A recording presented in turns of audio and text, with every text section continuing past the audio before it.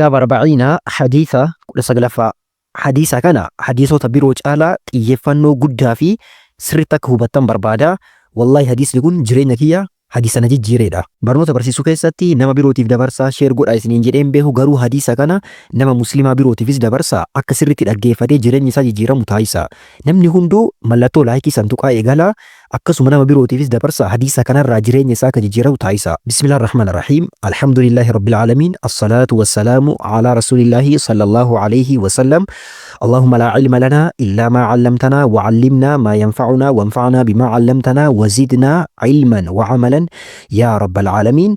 الحديث حديث 19 كل سقلفا أنا أبي العباسي أبا عباسي الرودي فمي عبد الله بن عباس عبد الله بن عباس إني مكاني سا رضي الله عنهما ربي عبد الله في عباسي سنر عليه حاجالته قال جئ عبد الله بن عباس كنت تأي خلف رسول الله صلى الله عليه وسلم يوما كنت تأي خلف دوبة رسول الله إرجما الله تي صلى الله عليه وسلم يوما قياتوكو جيشون دوبا يابتي أفان كنان هديلتو جدما دوبا هديلتين يابتو كوري يابتي فقال نيجدين يا غلام يا مجا يروسان عبد الله بن عباس دائما توري وانا مجايبو وقا صدومي سديد دوئي جدما دائما توري يروسان نانو وقا كورنانوتا كيسا كورا توكو وان اندبر كورا توكو كورا لما جدو سني إني أعلمك أن سبرسيسا كلمات جتشوتا هدو سبرسيسا قلبي نأجيفة جرانين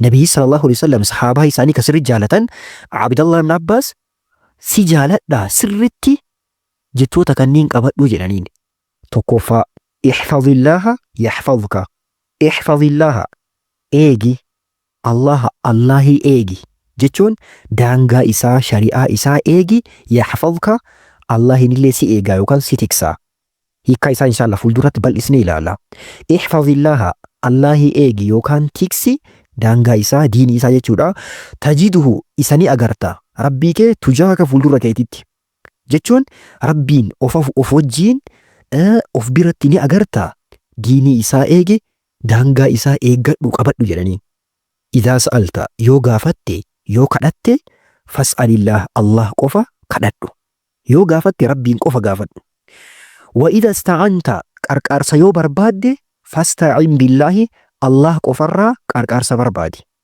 wa'alam beeki annal ummata ummanni law ijtama'at osoo walgeette ala an yanfa'uuka si fayyaduu irratti bishay'in wahiin waan wahiitiin si fayyaduudhaaf jedhee osoo ummanni hundi walgahee لم ينفعوك سنفيدا إلا بشيء وهي قد كتبه رقا كتبه إسابريسي الله لك سيف وان الله سي يوكان رب سيف بريسين على تك سيفيدون دندو وسوى الدنيا كنغوتون والقهل فولدرة إن شاء الله بل إنان الله وإن اجتمعوا وسوى والقهل أمان كنغوتون الدنيا كنغوتون على أن يضروك سميدو الرتي بشيء وهين ووهيتين إسامين جرانيتين وسوى والقهني لم يضروك سنميدا إلا مال بشيء وهي قد رقا كتبه إسابريسي الله عليك سرتي والرب سرتي بريسين على نمي توقوتي وتك سميدو هندندو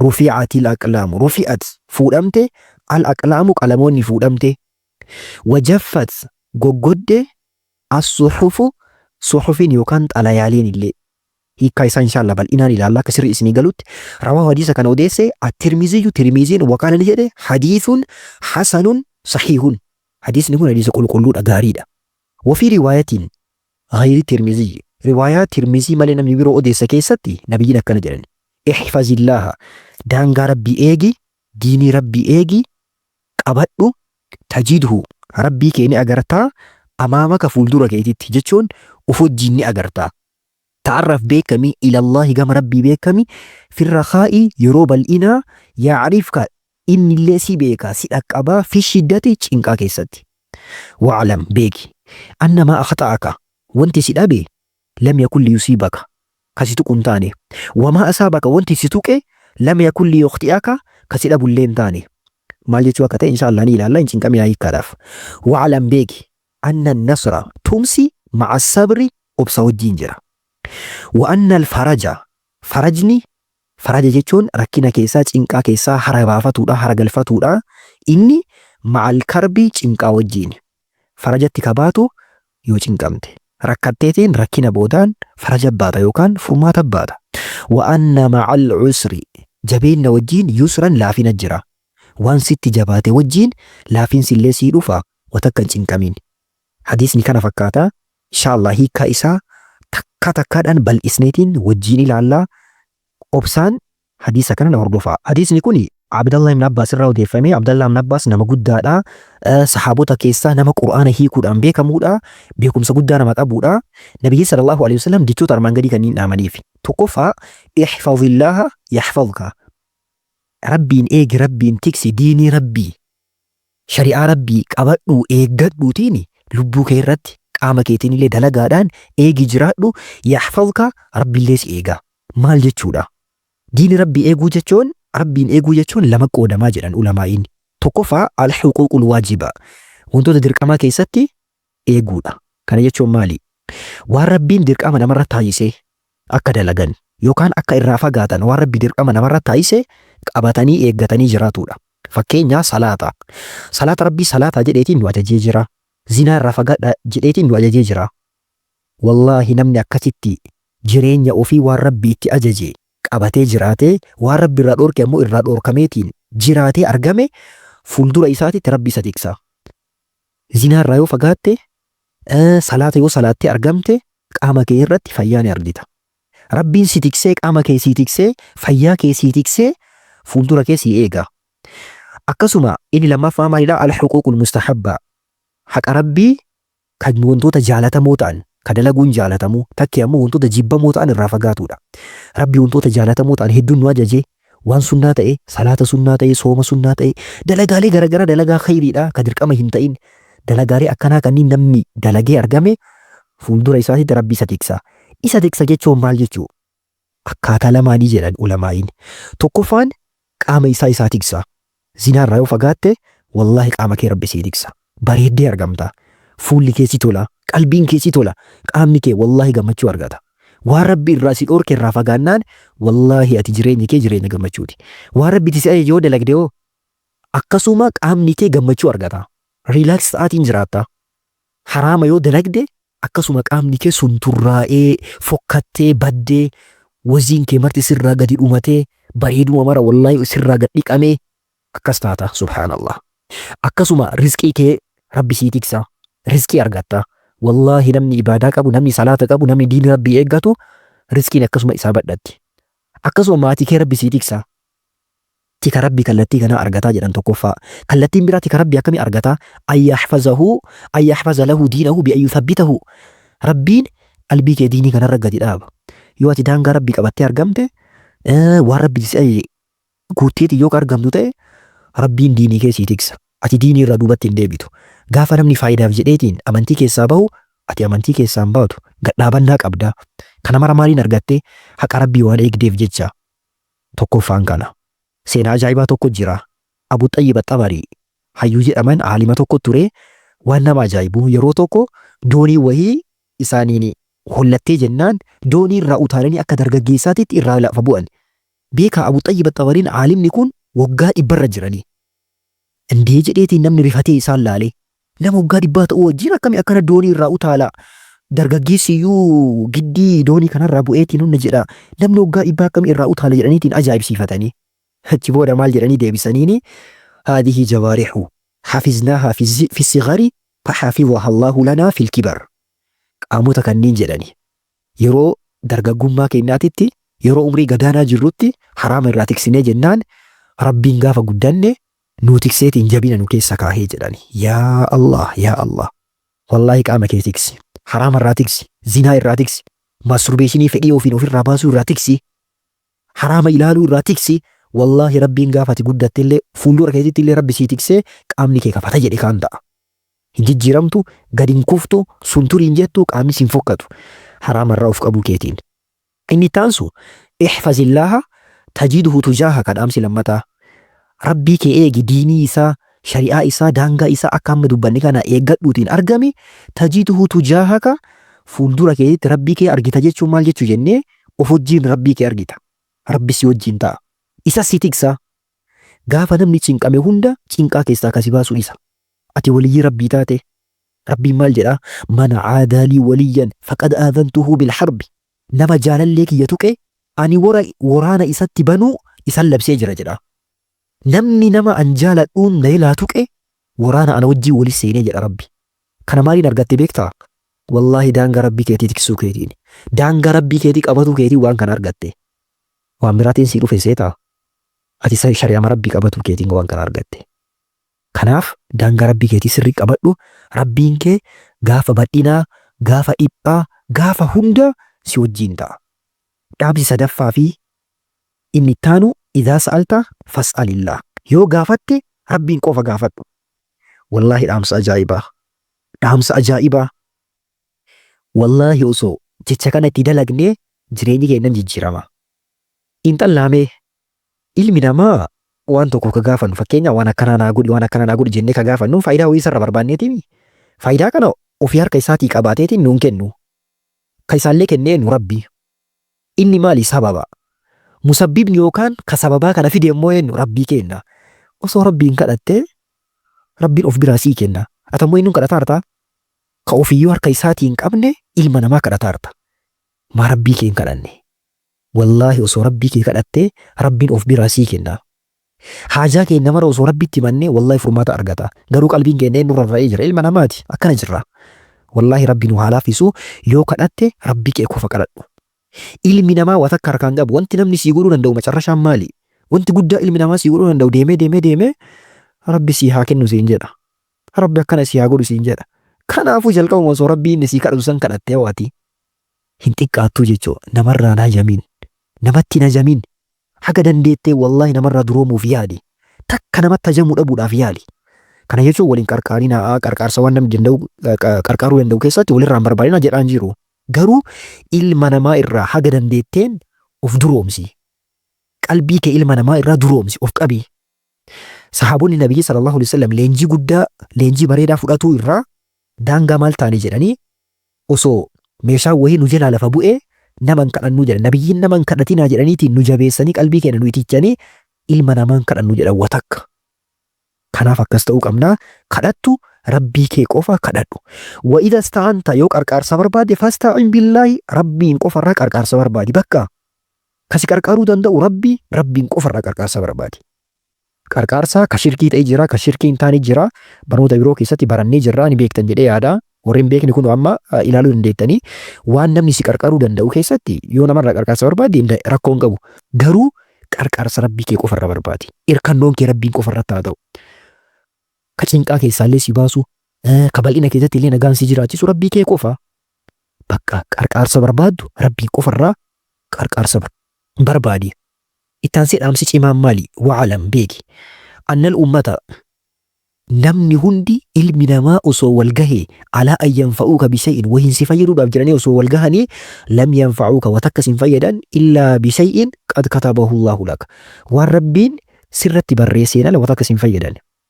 Wanti har'a addunyaa kana keessatti ta'aa jiru rabbiin waa hunda barreessee xumuree lafa kaa'ee jira. Wanti hunduu xumuramee jira. Fakkeenya Abdurrahmaan akkanan ta'a. Wanti akkanaa isa tuqa. Wanti akkanaa isa tuqa. Wanti jedhu hundi barreeffamee lafa taa'ee jira. Wanti hadha haarawaa ta'u wanti tokkochi illee hin jiru. Wanti hunduu waan maal ta'e waan dura barreeffameetiin xumurameedha. Wanti har'a addunyaa kanarratti ta'u hundi isaa waan rabbiin dura barreessee xumureedha malee wanti haarofni wanti dhufu hin jiru. Maa sodaattaa? Maash qaabbattaa? Ilma namaatiif mamata gadi qabatta. Nama jala maa shulukluku jennaa. Namaaf jenneetiin maa kabajaa kennu gadi buusna. Namaaf jetteetiin maa rabbii keetiin wal dhabdaa. Jaalala nama argatuuf jetteetiin maa rabbii keetiin wal dhabdaa.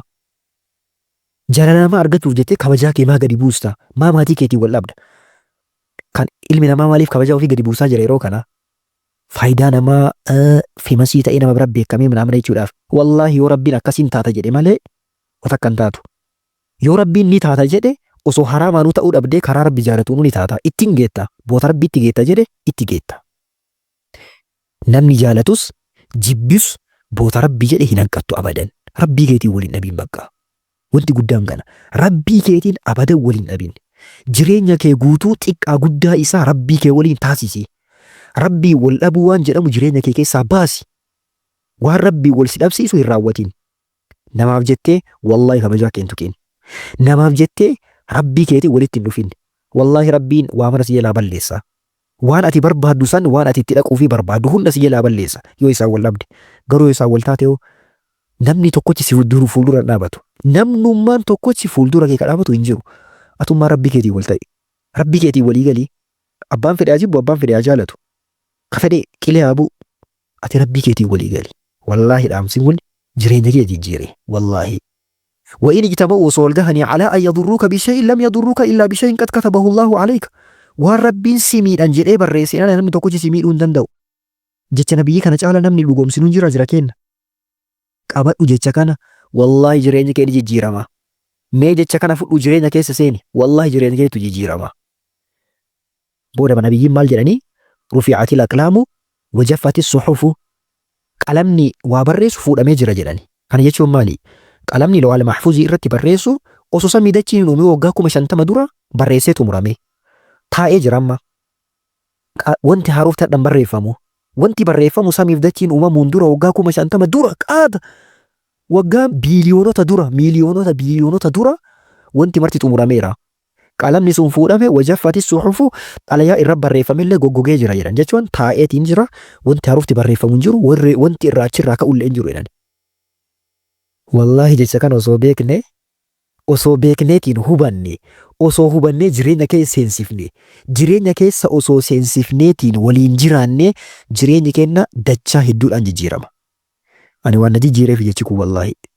Ali ibn Abi Xaalib radiyallahu ta'ala anhu khawaarijaan yookaan ummanni diinii rabbii irraa baheetiin daangaa rabbii cabsee sahaabota ajjeesaa ture ka diinii rabbii irratti arraba dheeressaa ture du'a nabiyyii booda argamanii Qur'aan irratti islaamummaa irra waa hedduu haasa'ani.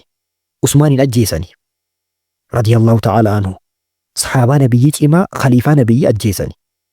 Booddee Aliyyi isaanii lolee hedduu isaanii cabsee bakka yeroo san haalli nageenya baay'ee tokko sodaachisaa ta'eetiin Aliyyitti dhufaniitiin sahaabonni akkana jedhaniin yaa Aliyyii kenna kun akkana fitnaan baay'atee jira. Namoota si tiksan yookaan akka ammaa kanatti afaan ammaatiin gaardii warroota jedhaman siif taasifnaa gaardiidhaan of eegii jedheen. Ana nan barbaachisu jedhe.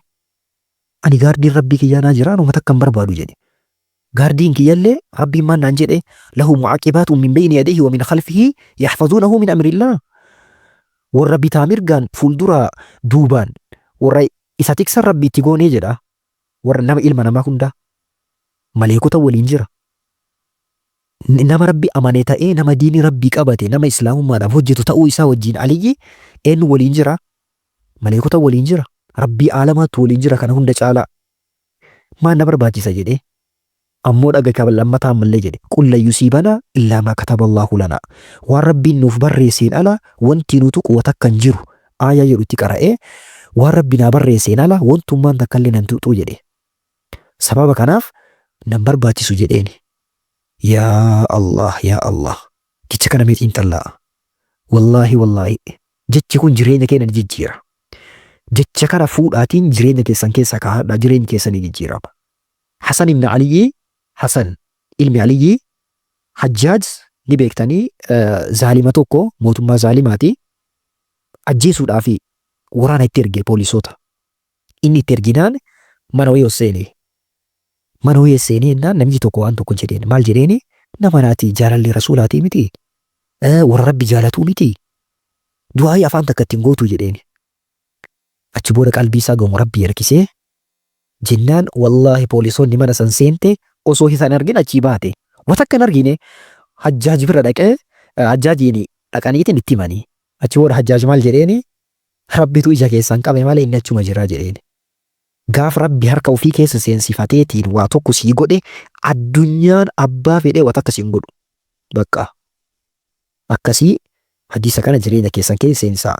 Ittaansee riwaayaa غيري ترمذي سن كيساتي احفظ الله تجده امامك فولدرا كيتي ربك وفجين ارغيتا تعرف الى الله في الرخاء يعرفك في الشده جيتي ايمان التانو كان يرو بل انا غم ربي بيكمي غافتين قرب سيول انت غافتين قرب سي بيك jechuun maal jechuu gaafa bal'ina qabdu fakkeenya nama dargaggeessaa humna qaba dubbatuu danda'a waan garagaraa dalaguu danda'a waan rabbi narraa jaalatu waan fuuldura kiyyaaf na fayyadu dargagummaa kana yoo ka dalagu ta'e gaafa rakkadhe gaafa dhibame gaafa cinqame gaafa humni kiyya laafe rabbiin na dhaqqaba naa dhufa rabbiin kiyya gaafsani nabiyyiin akkas jedhani Allah wallaahi gaafa humna qabdu sadaqaallee gaaf qarshii qabdu sadaqadhu humna gaafa qabdu gara masjidaa deemi dandeettii waa dubbisu yeroo qabdu qur'aana qara'i yeroo kee diinii yeroo kennuu qabdutti kenni gaaf cinqaamu rabbi si waliin ta'a si dhaqqaba rakkina san keessaa isa si baasa rabbiin subhaanahu wa ta'aalaa wallaahi ati gaafa bal'inaa isa wajjiin taate gaafa cinqaa keetii ammoo kasii dhufu isa akkasii ummanni salafaa rabbii kiyya ka gaafa bal'inaa si waliin ture gaafa cinqaa jedhaniiti yoo rabbiin harka jala qabatan rabbiin isaan dhaqqaba waa isaan barbaadaniin rabbi akkasii ta'a sababa kanaaf gaafa bal'ina qabdu rabbii kee wajjiin ta'i gaaf cinqaa rabbi si wajjiin ta'a wa'alama namaa akhxaaka lam yakun liyusiibaka wanti rabbiin wanti si dhabe kan si tuqu hin taane jechuun maal jechuudha wanti rabbi siin tuqu jedhee barreesse amada siin tuqu fakkeenya barnoota kana waan akka hin taatu jedhee rabbi narra murteesse hin kufu wanti an barsiisaa ila deemee maal ila deemee kadhatuudhaaf ofum maal godhuu amnaamna deemu hin jiru abadan bakka yoo rabbii waa hin taatu jedhe hin taatu wamaa asaabaka lam yakun liyukhti'aka wanti si tuqa jedheeti rabbi barreesse kasi dhabu hin taane jechuun maal jechuu rabbi si tuqa jedhee barreesse mi ima si tuqa abadan sin dhiisu sirraa nafu yaa Allah wa'alam anna nasra ma'a sabri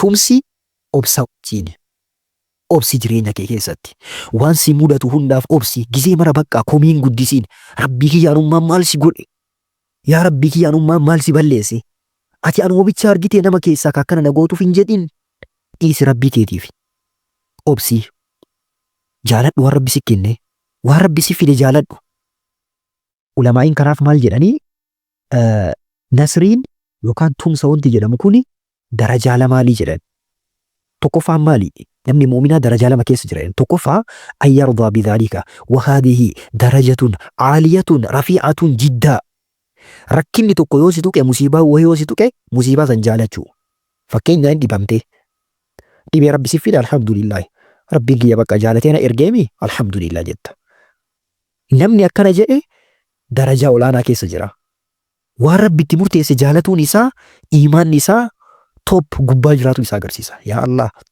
sadarkaan kun sadarkaa nama rabbiin isaan jaalatee isaan illee warra rabbiin jaalatani rabbi achiin nu haa gahu yaa Allah lammaffaan an yasbira ala albalaa'i balarra obsu balaa wayitatu ta'e obsu kuni nama mu'minaa irratti dirqama namni rabbitti amane obsuun dirqama garuu jaalachuun nama rabbi isaan jaalate isaan illee rabbi jaalataniif rabbi achiin nu haa gahu wallaahi suni ulfaatti innaa lillah kanaaf obsi furmaata jireenyaati namni obse sadarkaa guddaa ga'a jannata ittiin argata waan guddaa irra gahaa jechuudha wa'anna alfaraja ma'al karbi farajni yookaan tumsi yookaan rakkina tokko keessaa bahuun ma'al karbi cinqaa wajjiin boora heetiin qulqullaa rabbiin booruu wayii si fida yoo rabbi booruu wayii si fide hishibiraayin walii gadi hin dhahamini kan dhaabadhu bakka waan rabbi sitti ergisan rabbii wayiif si erge fakkeenya dalagaa tokko eegala jetteetiin dalagaa tokko seenta dalagaa san keessatti jalqabuma waan rabbi maal si godha fakkeenya hin kastartaa kisaaraan si seenaa hin dhaabatin duuban deebiin fuuldura deemi rabbiin maaliif kiphiita jalqabaa si buuse obsaa laata namni kun jedhee ummata si mul'isuuf rabbiin beeka ummata si mul'isuuf yoo ati obsite yoo darajaa biraa rabbi sii dabaluudhaaf argitaa waan rabbii keetii subhaanallah wa anna ma'al usri yusra jabeenya wajjiin laafina jira waan si jabaate booda laafinni hin dhufa kanaaf hin dhaabatini dadhabaan ta'ini cimiitii hojjedhu waan tokko keessatti dhimma duniyaallee dhimma amantiillee waa hundaa of keessa qabata kuni ati yoo akkana taate wallahi rabbiin kee laafina sii fida waan jabaatte mara rabbi sii laafisa har'aanillee fakkeenya akka dubbadhu kuni waan na jabaate waan qabu qaba isinillee waan isinii jabaate waan qabdan wayii qabdan namni hunduu itti obsaa jabaadhaatumaan waan aarsaa kalafaluu qabdu waan dalagu dalagi rabbiin keessaa si baasa rabbiin sii laafisa laafiin si ni dhufa ummanni salafaa waan rabbiin isaanii fide xiqqoo mallee hin jibbani hin jaalatan kanaaf nabii sallallahu alaihi wasallam hadiis tokko yoo dubbatan maal jedhanii namni mu'minaa dubbiin isaa nama ajaa'iba jedhan. Namni rabbi amane dubbiin isaa dubbima ajaa'ibaatii jedhan. Yoo argate hin shakkara. Yoo dhabe hin obsa. Gaafa hundaa isaa khayrima jedhan. Yeroo hundaa maqaa isaa khayrima. Akkas ta'uu qabna. Wallaahi hadiisni kun wallaahi billaahi jireenya kiyya na jijjiire. Sammuu kiyya na jijjiire. Akkami akka jiraatuu qabu fuuldura kiyya na mul'ise. Isinillee hadiisa kanarraa haa fayyadamtaniif jedheetiin hadiisa kana dheeresseetiin akkana isinii dhiheessee obsaan hadiisa kana sirriitti irra deddeebiidhaan dhaggeeffadhaa hubadhaa jireenya keessan keessa seensisaatiin irraa fayyadamaa isiniin jedhaa. Nama jireenyi isaa hadiisa kanaan jijjiiramu anaaf isinillee rabbiin haa taasisu. Rabbiin nu haa jijjiiru. Nama jireenyi isaa diiniidhaan jijjiiramu rabbiin nu haa taasisu. Assalaamu alaikum warahmatullaahi wabarakaatuh.